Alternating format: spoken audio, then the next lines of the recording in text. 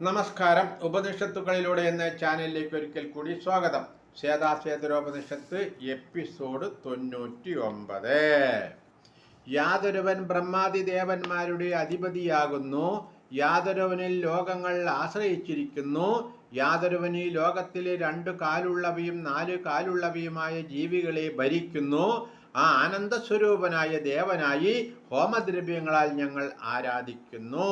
സൂക്ഷ്മങ്ങളിൽ വെച്ച് ഏറ്റവും സൂക്ഷ്മവും ദുഷ്പ്രവേശമായ ഗുഹയുടെ മധ്യത്തിൽ നിലകൊള്ളുന്നവനും ജഗത്തിന്റെ സൃഷ്ടികർത്താവും അനേകരൂപനും ലോകത്തിലെല്ലാം വ്യാപിച്ചിരിക്കുന്നവനും ഏകനും മംഗളരൂപനുമായ ആത്മാവിനെ അറിഞ്ഞ് ആത്യന്തികമായ ശാന്തിയെ പ്രാപിക്കുന്നു.